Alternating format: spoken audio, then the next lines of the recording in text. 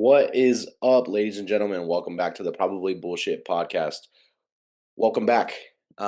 Today we're covering some UFC news. A lot of stuff going on in the UFC today. Whether it be previous cards that have come up, some new announcements, and obviously what a lot of people are going to be talking about from now until June is the White House announcement. Definitely a letdown, guys. It depends on the way you look at it. You know what I mean? Because a lot of people, I'm gonna jump right into it. Good morning, happy Tuesday. We're in. Hope you guys are having a fucking great day, and if you're not, it's time to make this day your bitch. All right. Anyways, moving forward, we're carrying on. Here we go. Let's start with the White House card for the most part. When you look at it based on what was promised to the fans, when you look at everything that Dana White was kind of mentioning, talking about, oh, like I think over around a year ago or whatever, talking to Pat McAfee, talking about this is going to be the greatest card in UFC history or something like that. It's not. It's not. And it's hard to. I get what a lot of people are going to have that pushback of, oh, it's a great card, whether or not the stardom is there in the names of every single fight going on. Who knows this, whether it's not the stardom that everybody wanted, or it is, maybe it's more than you expected, whatever it is, I doubt it. Sure, does the card have the ability to be insane knockouts and insane um, back and forth wars? Sure, yes. But when you look on paper at, hey, is this the greatest main card that the UFC has ever put on before? No. Um, I honestly would even argue that, but I guess I'd also be including all the prelims as well. But when you're promised the greatest card of all time, it's really hard to try and do that with only 6 fights rather than all the other cards previously, badass cards, UFC 100, 200, 300, that had prelims and everything with that. So if you're going to try and say, hey, this is the greatest card of all time, and you're only going to have 6 fights, those 6 fights on paper better already be fucking bangers that are intriguing to the public. So let's get a look at it real quick. I'm going to share my screen here. To those just listening, I'll kind of go through it as we talk about it. But if this will share for me, here we go. All right. UFC White House. Here we go. Let's see. Okay, so this is just the fight card breakdown. Events coming up. Da-da-da. My Wi-Fi is butt cheeks. Sorry, fellas. Loading, loading, loading. And again, we'll get into these other fight night cards that have come and gone as well, too. But this is what everybody wants to talk about. UFC Freedom 250 right here. All right.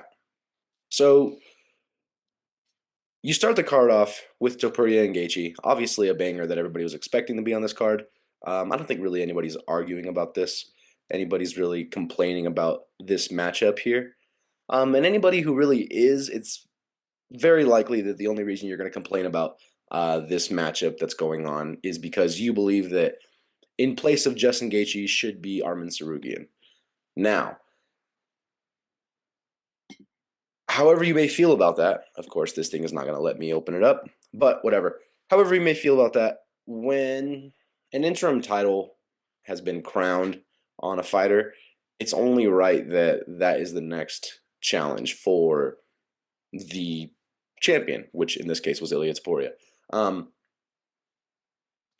So in my perspective, once Justin Gaethje is crowned interim champion over Paddy Pimblett, um, it doesn't make any sense to have Ilya be fighting anybody else. Again, I agree that maybe Arman should have been in that interim championship slot, even against Gaethje, or if you want to say it was against Paddy, whichever one you want to say, I agree that Arman should have been in that interim title matchup.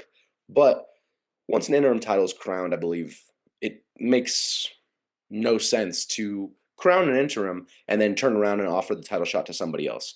Unless you're fucking John Jones and you're just cherry picking 40-year-old Stipe Miocic, which, again, John Jones, greatest of all time.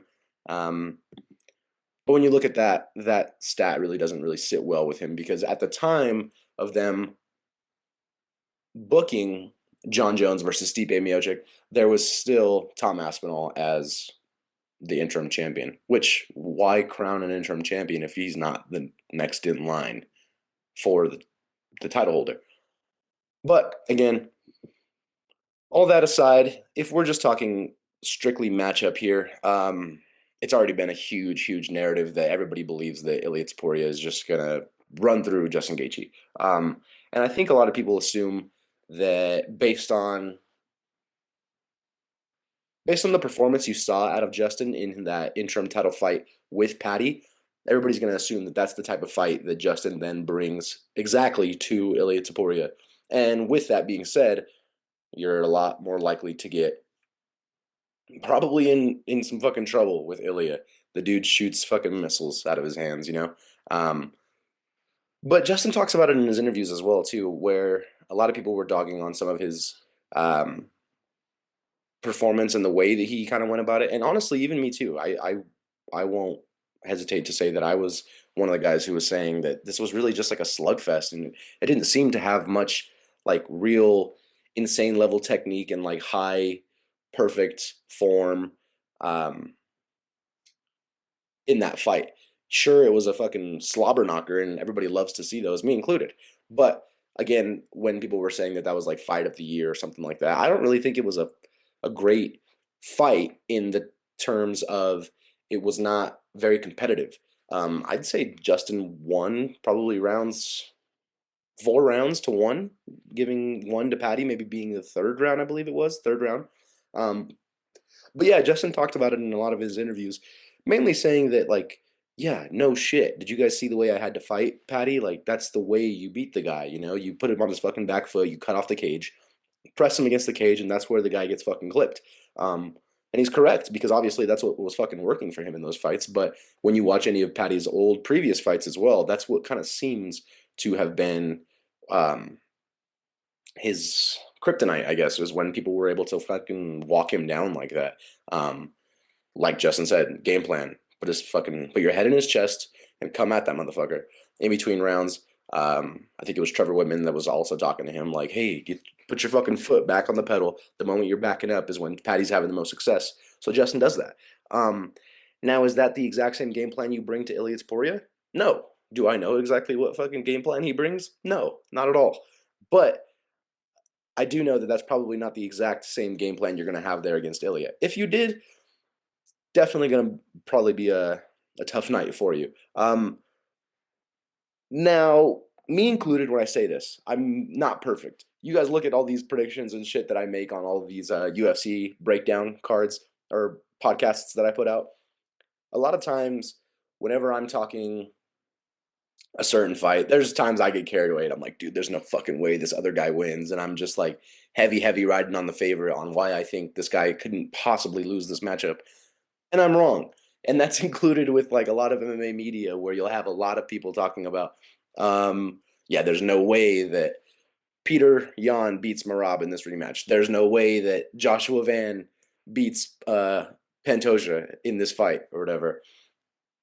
Call that win, whatever, controversial, however the fuck you want to say. But it's a win's a win. He did get that win. So I feel like when the narrative among all of like the MMA community and the fandom and even in like the odds aren't shown in here. I don't know why they don't anymore, but um, when you see stuff like that, it's very common that those are where the fights either are way closer or the upsets happen. Some of the biggest favorites this year have been fucking losing their asses off. Um, like, let me pull up because again, sorry, I don't know why this thing isn't showing me odds, but let me pull up some of the odds from basically this entire card, and you'll see that almost everybody in here is insane fucking mismatches in the favorites department. Now, again, like I said, I know that doesn't fucking matter, but I'm gonna show you guys anyways. Hold on. Okay, here we go.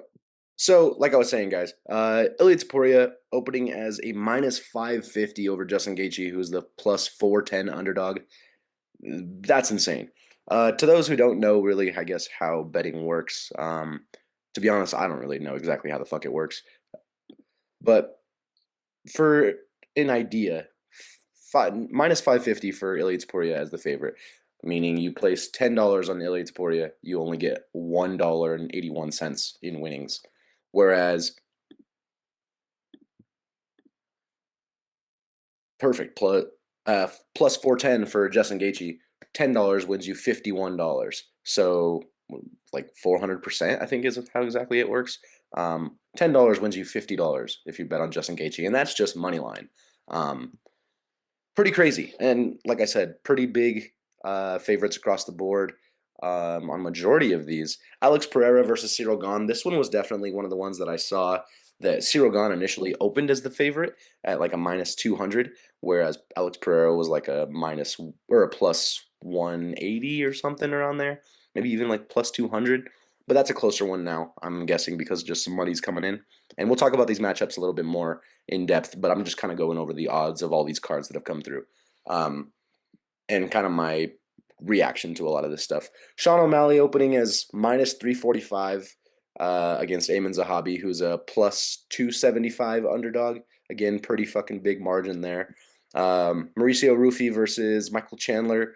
Um, Mauricio Rufy has a minus 455 favorite over Michael Chandler, who's a plus 350 underdog.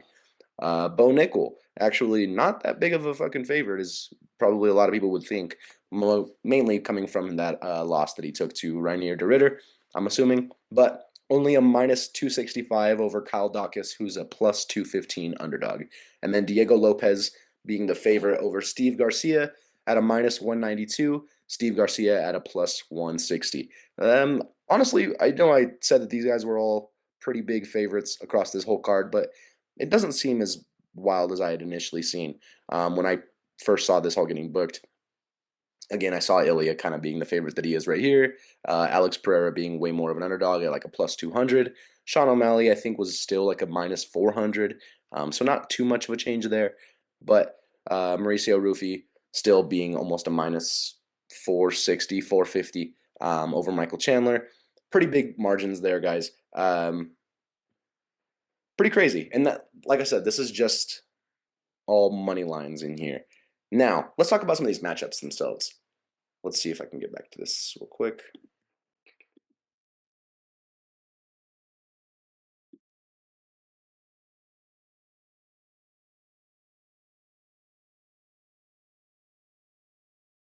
Okay, back to the matchups. Ilia Topuria versus Justin Gaethje. Um, it's tough, guys. Now, would I be lying if I said Ilia Topuria probably isn't rightfully the favorite in this fight?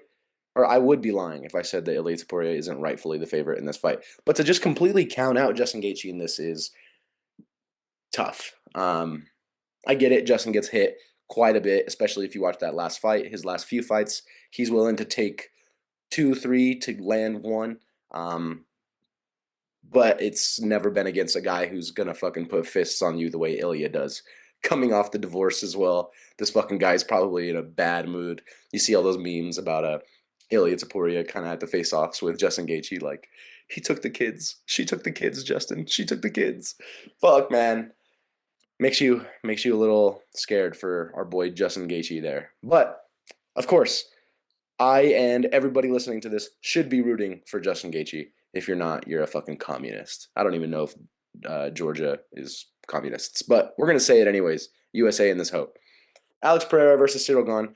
I really think that this probably for the heavyweight interim title. I think that this was honestly a lot better of a matchup. I know a lot of people were wanting Alex versus Jones, and honestly, that was me included. But when you really look at a lot of the main events and a lot of the matchups that have been happening lately, John Jones is gonna be John Jones is gonna be one of those matchups on Alex Pereira where it's probably just a fucking lay and pray type of thing. If you were not a fan of Hamzat Chimaev versus DDP, if you weren't a fan of Islam versus JDM, or fuck, I mean, even Charles versus Max, which I think was probably the more interesting one. Very interesting, actually, of those three matchups, those three fights that I just named. But if you weren't a fan of that type of fight there, I don't think you were probably going to be a fan of Jones versus Alex because Alex has the IQ, like one of the best fight IQs in the game, guys.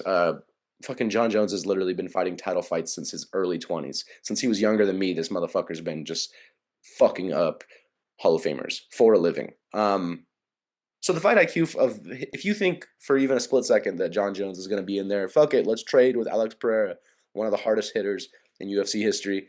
Um, one of the guys who's making a name on that fucking left hand of his, Stone Hands Poetan. I You're wrong. So now when you see Cyril Gane in a matchup against Alex Pereira, okay, hold on. Before I go over that, did Alex have a chance to fucking chin 40-year-old John Jones? Yes, of course. Um, Especially based on what you see out of some of his previous matchups, where guys seem to be wanting to wrestle with him a lot more. The takedown defense isn't terrible, guys, but it's John Jones, and this is Alex Pereira who's moving up to heavyweight. Say what you want, Alex Pereira, yes, being fucking big as he is not John Jones big.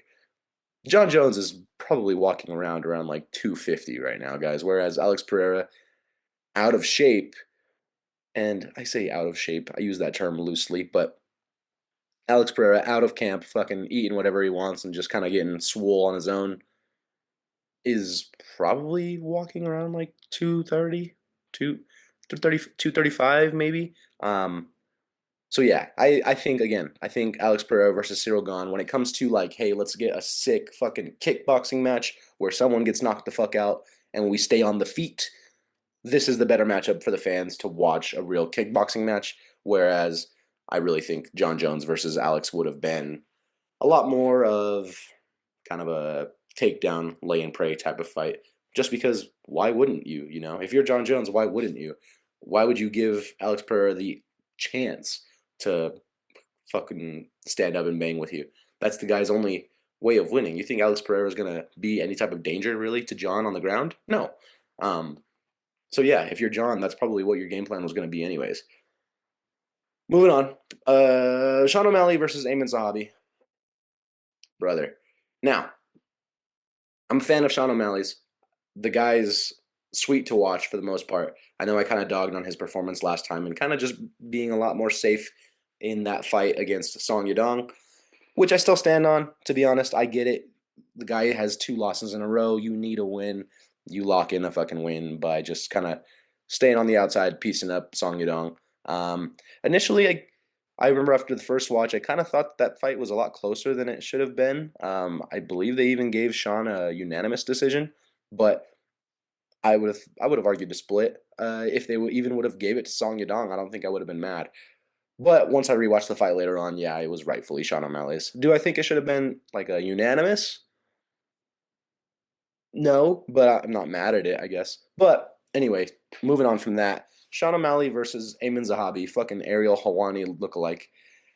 I don't know what the UFC is thinking here. Now,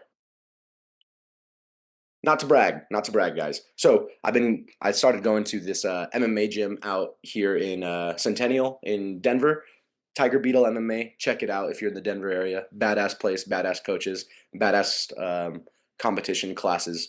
But that's Corey Sandhagen's gym. So I've been going out there, getting some rounds in, doing a little bit of kickboxing. I'm fucking lost. I have no clue what I'm doing in the kickboxing department. Doing some grappling, jujitsu. Jujitsu, I'm also lost. I don't know what the fuck I'm doing, but I'm enjoying it. I'm showing up. I'm working. Either way, talked to Corey Sandhagen and kind of asked him what his thoughts were on this whole matchup and how the fuck that whole thing went with him kind of being snubbed of that spot where Eamon Zahabi was filled in.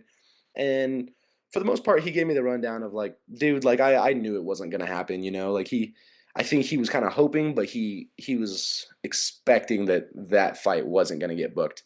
When him and I talked, he was kind of just saying all the videos and stuff that everybody was putting out, or not everybody, but that he was putting out, talking like kind of just dogging on O'Malley, was more of him just adding fuel to a fire that he knew probably wasn't going to even do much for him anyways. So when the card was announced and his name wasn't brought up and he had never gotten a call from the UFC matchmakers, um, he didn't seem like he was really too bent out of shape there. Obviously, he wanted the fight, but he told me like, yeah, dude, I knew it wasn't really gonna happen right then. He's like, I'm just kind of throwing fuel to the fire and just fucking around, putting out videos like that so that it builds that hype for another opportunity that might come in the future. Um, Yeah, I get it. I get it, honestly. If that fight wasn't big enough already, the fact that we got snubbed of it on this card makes the fans fucking crave it way more and more as time goes on. If the fight wasn't already big enough, now just the idea of O'Malley versus Corey Sanhagen coming up is huge for majority of the fans. Just the thought of it. Um, Now it sucks that you gotta have to put it on a little hold and throw other people like Amin Zahabi in the mix prior because of the chance of if O'Malley loses, and with O'Malley getting booked, Corey's probably getting booked soon. Talk to Corey about what his upcoming fight likely is. Sick matchup possibly coming up for that guy though too. Anyways, if O'Malley goes out there and fucking loses to Zahabi, the hype train behind him versus Corey dies. You know, um, and it definitely seems like the internet is really just turning against O'Malley, kind of just saying, "Oh, you ducked him, you ducked Corey, you ducked Corey," and O'Malley has like this rhetoric that he puts online of like, "Oh, I was never offered Corey," But yes, you're telling the truth, but it's also like, dude, don't act like you weren't calling for Corey either, though, because obviously Corey was calling for him. Um, in any interview or whatever that you saw with people talking about, oh, White House, you and Corey Sanhagen, what do you think? He would almost always glance over it and be like, oh, yeah, sure, but I want to fight Amin Zahabi. Amin Zahabi's on a 6, 7 fight winning streak, whatever. Fucking comes out of GSP's camp, USA versus Canada, blah, blah. And it's like, dude, you know what you're doing there. You know that you're trying to get this fight booked instead of this one right here that's already booked now on the White House card. And it was whether or not you were offered Corey or not versus Eamon, they offered you Eamon very likely because you kept talking about Eamon. You weren't talking about Corey as often as um, you talked about Eamon Zahabi. So now we sit here, Eamon Zahabi versus Sean O'Malley. Um,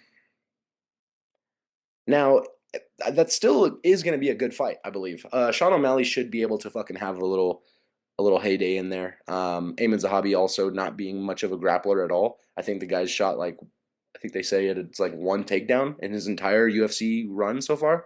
He's only shot a takedown once. Um, so yeah, I mean this is going to be a lot more of a stand-up matchup for O'Malley, whereas a lot of his past opponents have been fucking Marab, obviously being just a heavy um, takedown pursuant. Um, so good little switch up there. Um, but yeah, it's I am also a little let down that that fight was not booked here. But we'll see. We'll see how this fight goes and what the future holds. Maybe we get if Sean wins this fight and Corey wins his next fight. Um,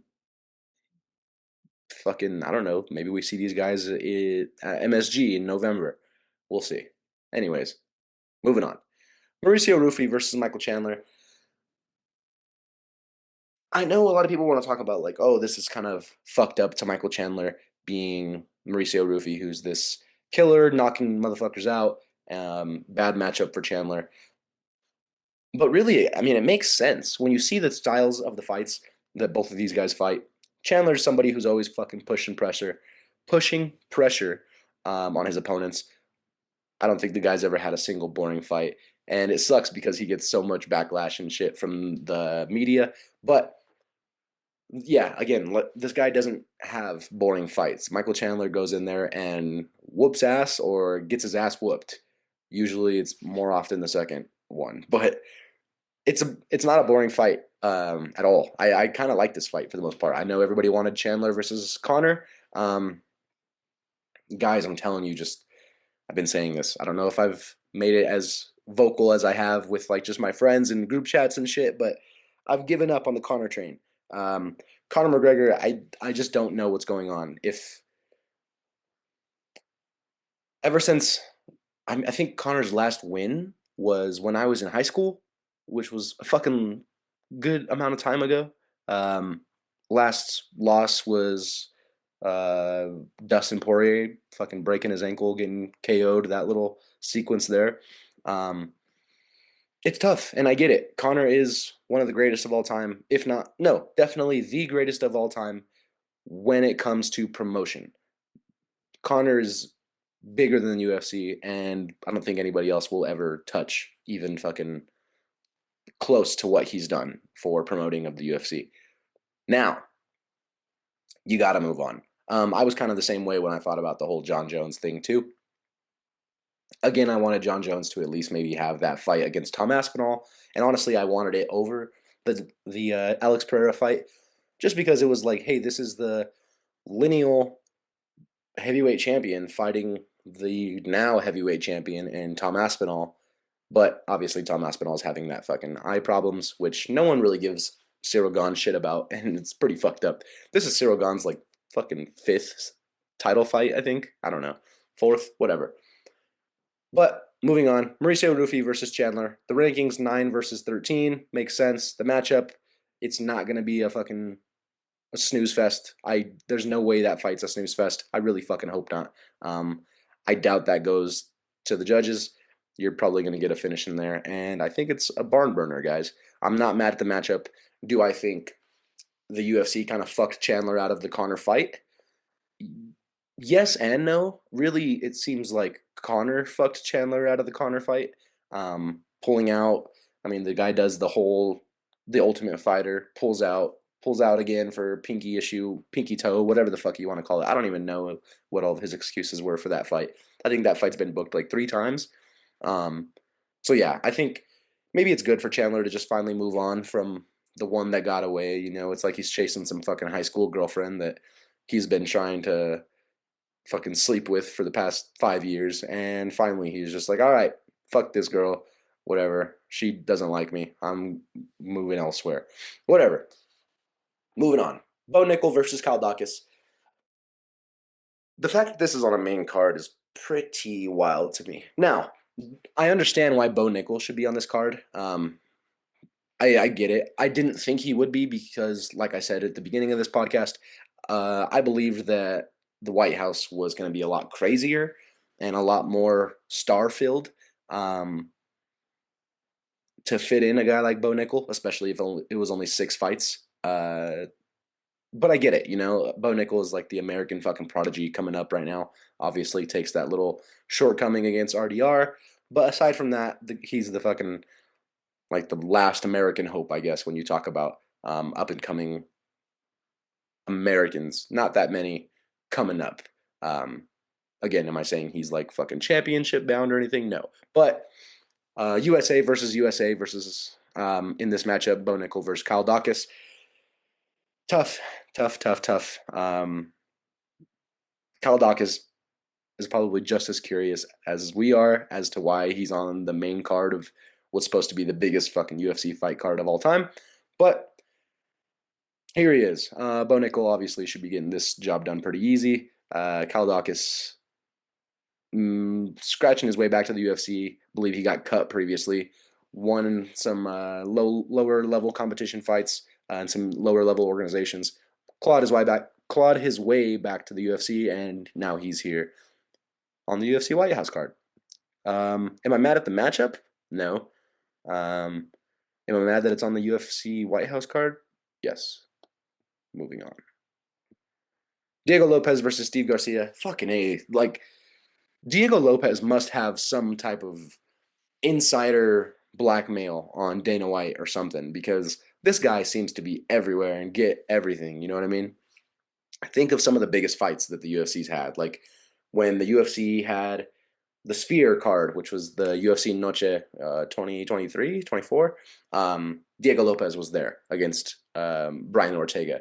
When UFC had UFC 300, which was badass card, you got Diego Lopez there. Diego Lopez versus Volk the first time, which I don't think anybody was really arguing of his rightfulness to be in that spot versus Volk.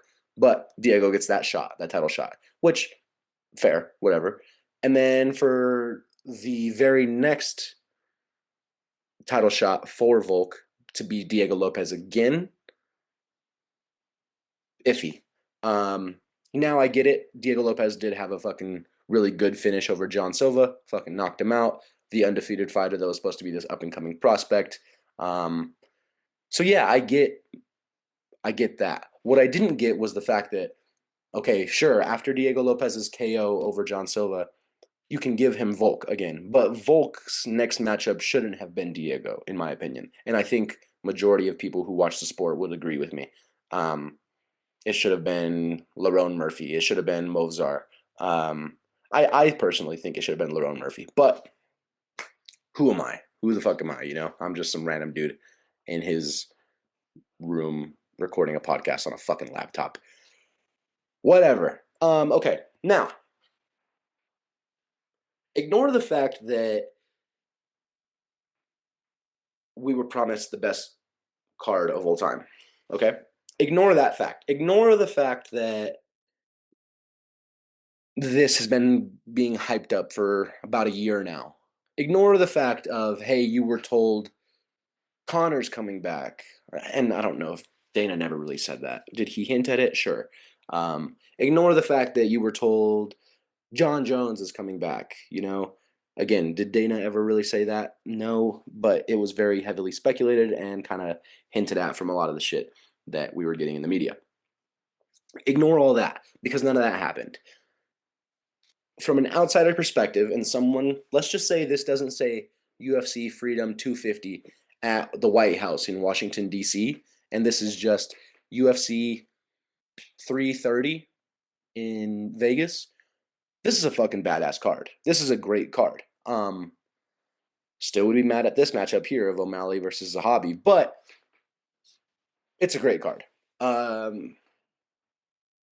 really, fuck, man. I don't mean to be like so negative again, but like, I really think if, okay, you kept Ilya versus Justin, you kept Alex versus Cyril Gane, and then you threw in O'Malley versus Corey, and then kept everything else the same, I don't think that many people would be fucking mad. Um, Obviously, yeah, people are probably gonna hate the Bo Nickel Kyle Dawkins matchup or whatever, but if you literally just replaced Eamon Zahabi with Corey Sandhagen on this card, and I'm not even just saying this because Corey's a fucking Denver guy, whatever, like the masses would agree with me that it would have made this card go up. Like if let's say you look at this card and you rate it out of 10, just on paper, obviously without having fucking watched the card yet, it hasn't happened. If you were to rate this card, and let's say you rate this card an 8, you know, putting Corey versus O'Malley makes this card at least a 9. If you had it at a 7, it brings it up to an 8, just depending on whatever your perspective was. Am I wrong? On paper, that's I think that's what the biggest pushback was here, you know? Again, I know people wanted maybe Connor versus Chandler or all that other stuff, but it's not terrible. Looking from the outside in, it's not terrible, guys. And I'm not terribly upset with it. I was really pissed off at first when I was watching, what was that? UFC, oh, the BMF card. Um, and this was announced. I was like, dude, what are we doing, man? But it's because I'm a retard who had the stupidest expectations. If you guys go back and listen to what I said I was expecting to see out of this card, of course, that guy is going to be fucking terribly let down. In fact, roll the clip. That's okay. Corey Sean, Alex John, Justin Ilya, Yeah. Jan Marab. Yeah, I would hope Jan Marab would be pretty dope. So we're at 3 still. 3 fights. Middleweight, Hamzat and who? Strickland? Strickland is what I would like to say, but I think he probably gets it. He probably steps over Imavov. Alex versus John, 5. yeah, And then the sixth, fuck it. I guess they're, I mean, whether I want it or not, they're probably going to go Connor somebody. Yeah. So that's that's pretty tough there. So, but anyways, again, not a bad card. It's pretty, it's a good card. Now, let's go into some other events and some other MMA news coming up. Da-da-da. Actually, let's go into a couple past events because we haven't spoke about UFC in a little bit, like 2 weeks. Fucking A, if this thing would load for me. Sorry, guys. Oh, Here we go. All right. Um, okay. UFC 326 fight card. Here we go. Now, this card wasn't as bad as people were saying. Yes, there were some bad matchups and shit like that too, but um, I thought it was a pretty good card overall. Was it the best card of all time? No. But it wasn't a terrible card, guys. Now, let's not really talk early prelims. We'll get into. I don't even know. Let's start with just the headliner of the prelims: Cody Garbrandt versus Zhao Long. Tough. I heard somebody say that might be the first time that someone has lost all 3 rounds and still won the fight in Cody Garbrandt. Obviously, just because of all those fucking nut shots uh, and points pulled. Interesting fight. I don't want to say it was like it. No, it was. It was entertaining. It was an entertaining fight. Interesting is probably the best way to describe it, though. I I agree with the way that they were pulling points. I know whether it's accidental or not, the nut shot, the eye poke, it's a fucking game changer in these competitions, guys. Game changer. You're in the middle of fighting another grown man in your fucking underwear in a crowd of thousands of people all watching you. That's hard enough. That like for your mental, for your physical, for your fucking emotions, everything. Now imagine just someone poking you in the eye, and that there's still a killer on the other side of you, and one fucking eye is all blurry, and you gotta continue moving on.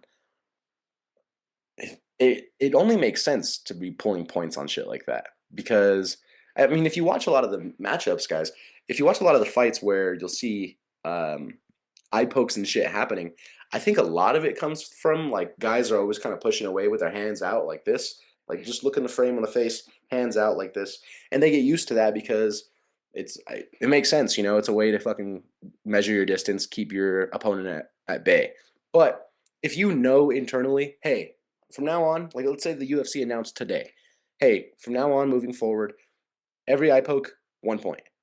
Intentional or not, obviously, fucking, they should all be unintentional, but intentional or not, 1 point. For every eye poke take a point. Every cage grab, they take a point. Every um, nut shot, take a point. You know what I mean? I think that would help out a lot. You know, because it would make guys a lot more cautious of avoiding doing shit like that. Whereas, I think John Jones even said it. The king of eye pokes. There was like some interview I saw a while back. Fucking might have been AI. I don't know. But John Jones basically said, like, dude, if you look at the rule set, like an eye poke isn't gonna get. You're not gonna get really in too much trouble for it. Why not take the advantage? Fuck it. Poke the dude in the eyes. Let him get or let yourself get a little reset. Breathe hard while he's focusing on getting his vision back. You're over there fucking kind of chilling. You can calm down, control your breath, and no point. And then we just keep fighting. Sometimes maybe they don't even stop the fight in between because they didn't realize it was an eye poke. You poke the fucking guy and then you shoot a double leg or whatever. Um, it's an advantage. You hear Chael Sonnen like if you're not cheating, you're not trying. So is that shitty? Yes. Uh, is this a fucking dog eat dog competition? And hey, the winner gets only half his pay.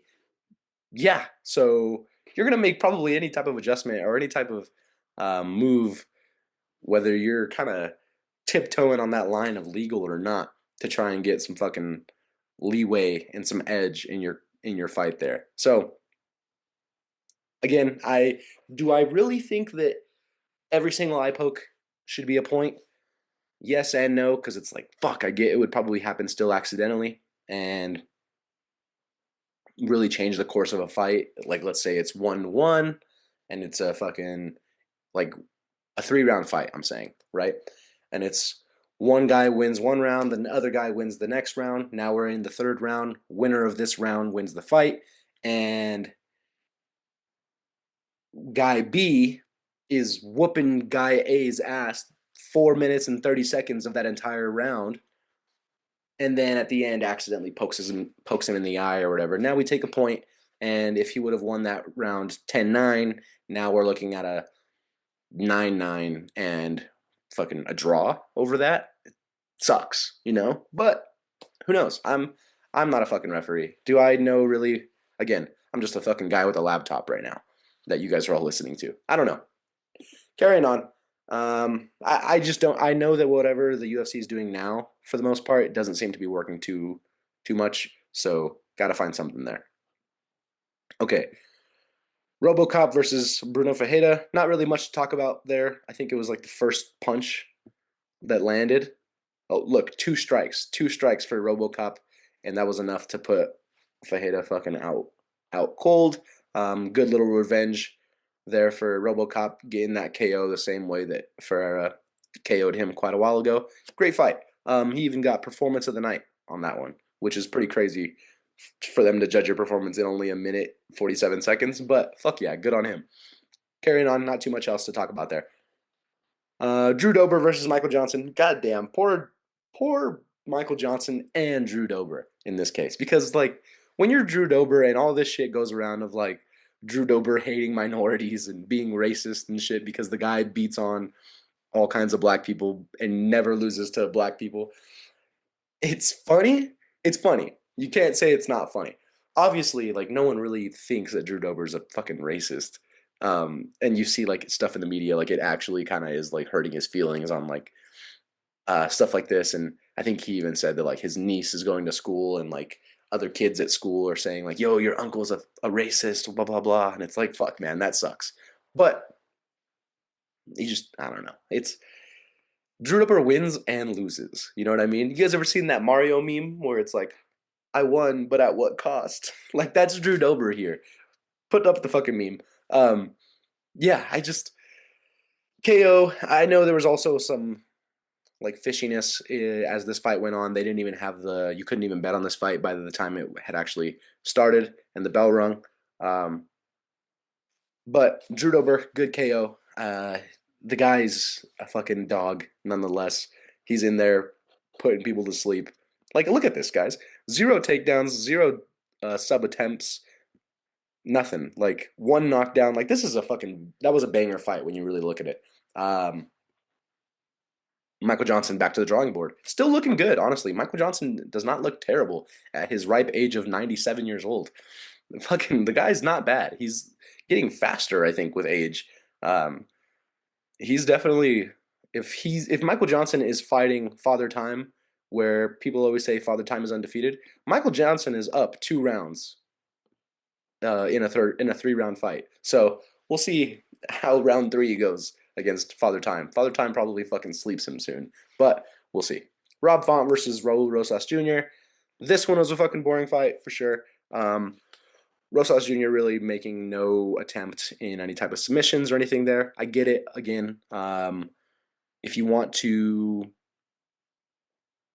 be secure and the most certain in your game plan of finding victory, it's that. It's what Raul Rosas Jr. did to Rob Font. Kind of just fucking holding the guy down, holding position, staying in half guard, not really much attempts at submissions because obviously when you're attempting any type of different submissions is when you're losing control of your ground control and giving Rob Font the ability to get back to his feet and box your fucking head off.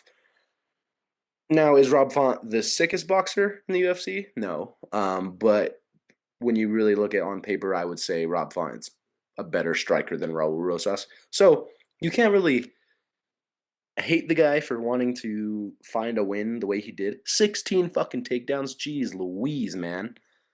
Holy shit. Fucking Marab Rosas Jr. over here. That's his new name. Marab Rosas Jr. Chiwiwis. Anyways, yeah, that was kind of a boring fight.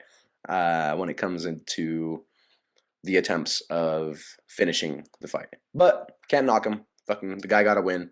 I get the hate that a lot of the fandom were bringing his way, but makes sense. Carrying on. Kaio versus Rainier de Ritter. Good fight there. Unanimous decision, I thought. Correctly scored for Kaio. Kaio's still looking fucking pretty good, with his only loss being to Imavov. who a lot of people thought would have been getting the title shot next, got snubbed by Strickland, which we'll go over that a little bit as well too. But um, good fight for Kaio.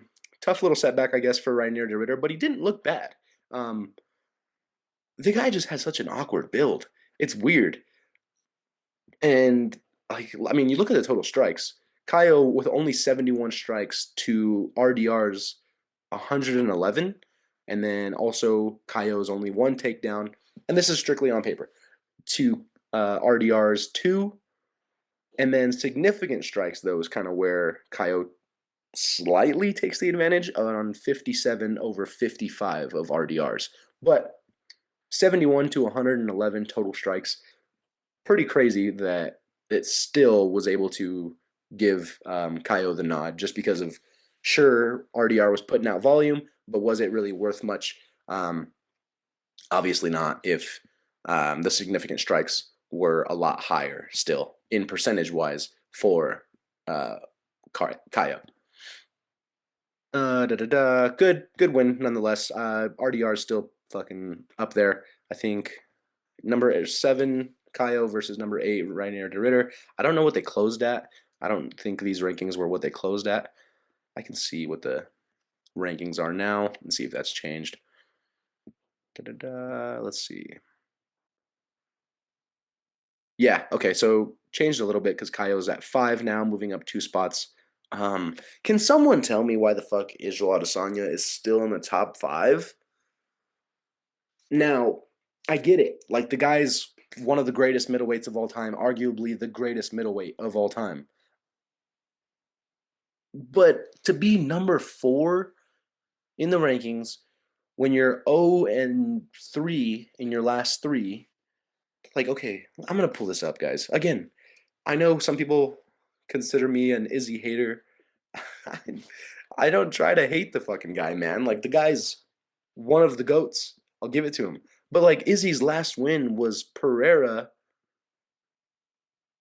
in April of 2023, almost 3 years ago.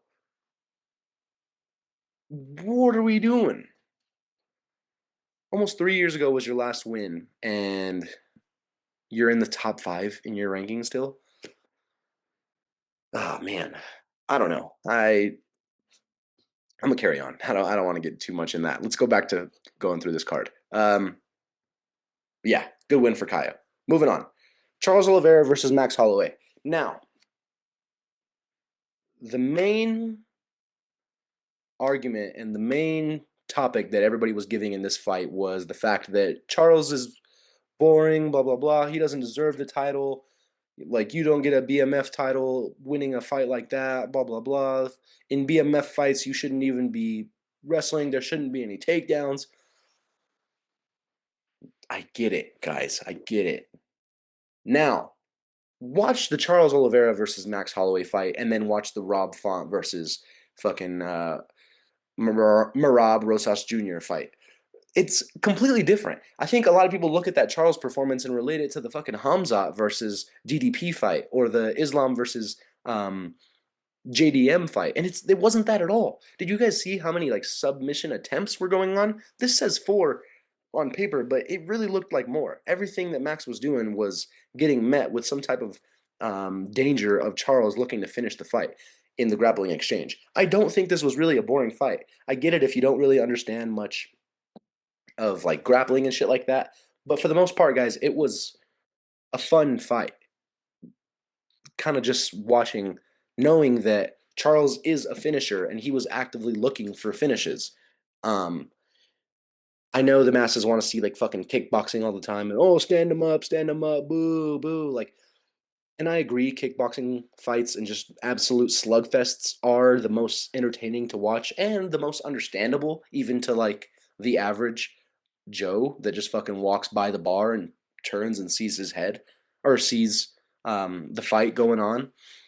But like, it's MMA. This is how shit goes. You know what I mean? And if you're Charles, the same way, you know Max's best opportunity to beat you is on the feet.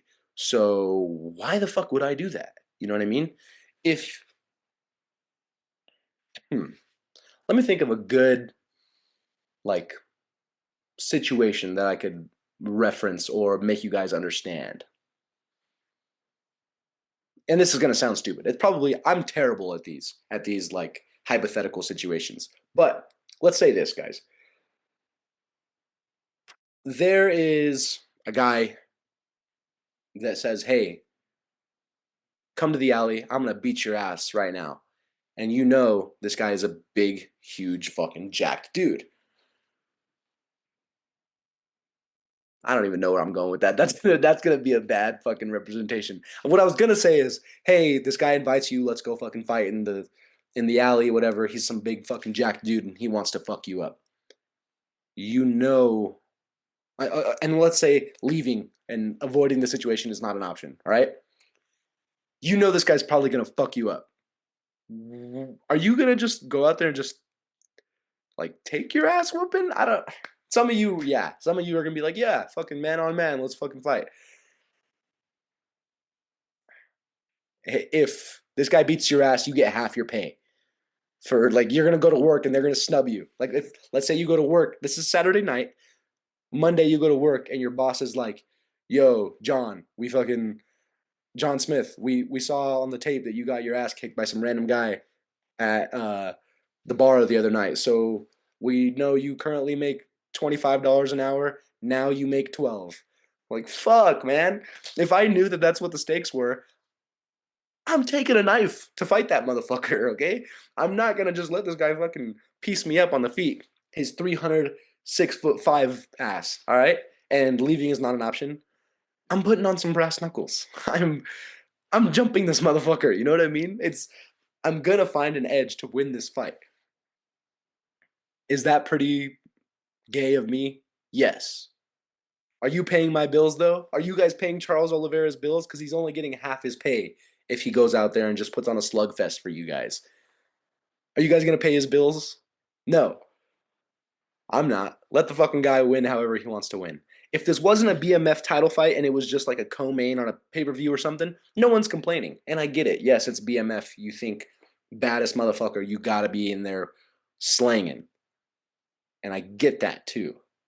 But let the guy live at the same time, you know? Like, what did you expect? Because to be honest, I kind of expected more out of Charles in the stand up department as well. I expected Charles to kind of go in there and look to walk motherfuckers down and not really even. Did I expect him to not shoot a single takedown? No. Like you'd be an idiot if you think Charles wasn't gonna look for the grappling advantage somewhere in there. But yeah, that's just how it goes, guys. Take your wins with your losses. If you don't like if you're watching mixed martial arts and then you hate when the martial arts get mixed, I don't know what the fuck to tell you. All right. So carrying on,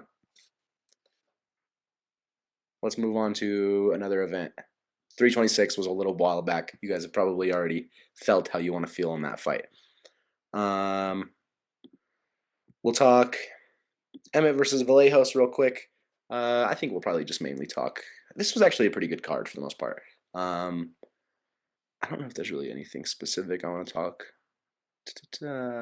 Shout out to Steven Asplund, uh, heavyweight motherfucker out there, getting his ass handed to him, but still exciting as fuck to watch. I don't even think he actually, not think, I wouldn't even say he got his ass handed to him. That was a good fight. Good fight, good fight. Charles Johnson with the win over Bruno Silva, which means bet every dollar you have on Bruno Silva being in the top 5 by the end of the year. Anytime Charles Johnson beats somebody, they just fucking go crazy. Hence Lonier Kavanaugh, hence Joshua Van. So yeah, Bruno Silva, next champion coming soon. Da da da. Harry Hardwick breaking his fucking jaw and eating all those punches like a madman. Motherfucker ate those things like it was his lunch. Jose Delgado, Andre Fili, great fight. Good win for Jose Delgado. But Josh Emmett, Kevin Vallejos is obviously performance of the night. Fuck, man. I was talking to one of our jiu-jitsu coaches too the other day just about this fight. And I think everybody's kind of in agreement that Josh Emmett's just like an old dog, you know? Old dog, same tricks. He's in there to land a crazy fucking heavy haymaker, right hook over the top, whatever it may be. And when that doesn't work, he's like, well, let's try it again. And then when that doesn't work, it's like, well, let's try again. And then when that doesn't work, it's like, well, I lost, you know? Um, Again, all respect to Josh Emmett. The dude's fucking gone in there and fought with some of the best of them. But old dogs, got these new fucking up and comers. Kevin Vallejos is my age, um, up in the top 15 in the UFC now. So what are you gonna do? Old guard loses to the new, you know. Moving on. But okay, I think I've already talked a little bit about upcoming fights. Evloev versus Murphy. If fucking Movzar doesn't pull out of this fight, it's gonna be a pretty good fight. Um, this is probably, I think, from an outside perspective, this has WrestleFuck written all over it. But if you're Lerone Murphy, you'd be foolish to think otherwise. So I hope the guy's preparing for some shit in there. Someone's O has got to go. Movzar also being undefeated. Lerone Murphy being undefeated. Winner gets Volk in likely his retirement fight. I know I keep saying that, but fuck Volk, man. Like, just let someone else be a champion for fuck's sake, man. Um, I don't know let's see actually the betting odds on this too. Let's go. Okay. Movzar versus Lerone Murphy. Movzar being a minus 230, Lerone being a plus 190.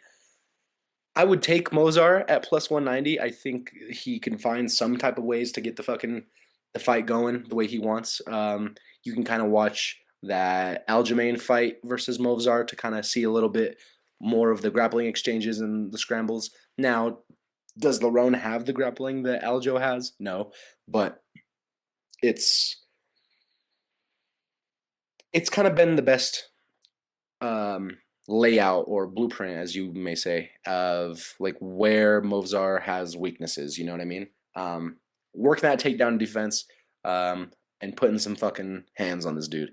Now, if you're Movzar, just wrestle fuck. I mean, I think Movzar is literally nothing but decisions in the UFC. Let's actually check the guy's record real quick, just really fast, and then we'll get out of here. Okay. 19-0, 3 wins by knockout, 4 wins by submissions, which covers 7, leaving 12 fights by decision. And I think those are all UFC. So like, let's see exactly. Um, yeah, decision, canceled, decision, decision, decision, decision, decision, decision, decision. Movzar is just a decision king, So Lerone, you're probably not gonna win if this shit goes to the judges. Put together another little spinning back fist, work on a fucking knee up the middle as that dude is shooting across on you. Um, I think I root for majority of people when I say that we're. I think I'd rather Lerone Murphy fight uh, Volk rather than Movzar, but who knows? I'm speaking for myself here. Now, let's go to the next event. Joe Pfeiffer versus Israel Adesanya, who some may think I hate on. Whatever. Fuck you. This card, I haven't really had time to look at much of this card yet, so I'll kind of just really quickly go through. Oh, met my boy Chase Hooper at Tiger Beetle the other day. Put up the photo. Lance Gibson Jr. Fucking Chase Hooper's huge, bro. Again, I don't know if you should be talking about like how big a fighter is or whatever. I don't know if that's like the same as like mentioning a woman's weight, but met Chase Hooper. This fucking guy is huge in person. To think that he was fighting at featherweight before, lightweight now, is insane. I know we talk about weight cuts and shit, but rooting for my boy, the Gooner, Chase Hooper.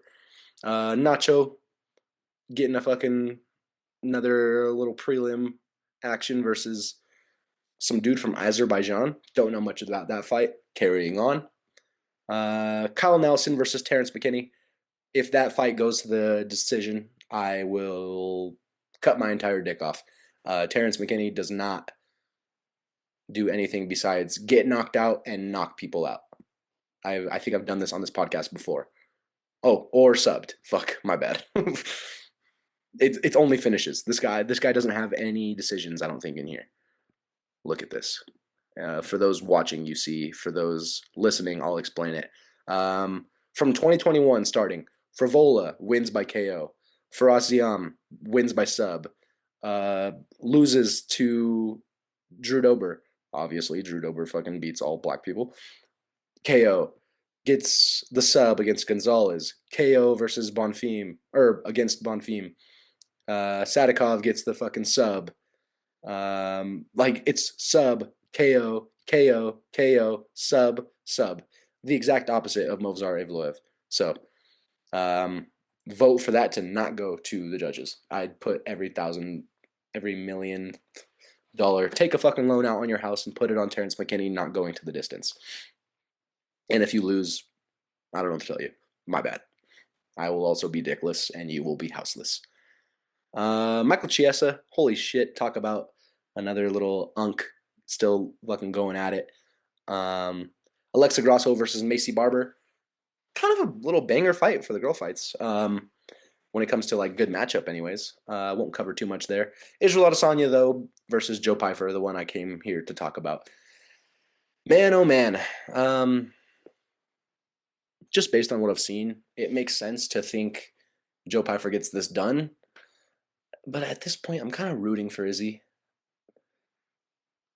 It's just let's see how that chin holds up because it sort of seems like Joe Pyfer's the same type of guy. Like, hey, I'm in there to land fucking huge shots, and when that doesn't work, it's like a little bit less of, but still an oh well, you know.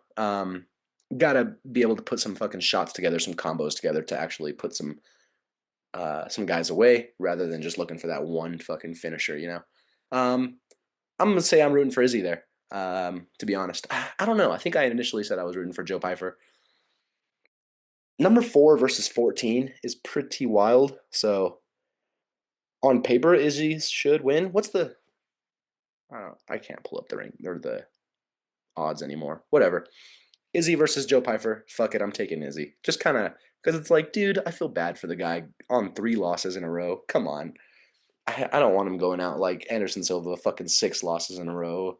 BJ Penn, like another like 6 losses in a row. Tony Ferguson, like 7 losses in a row on their way out. I don't want that for him.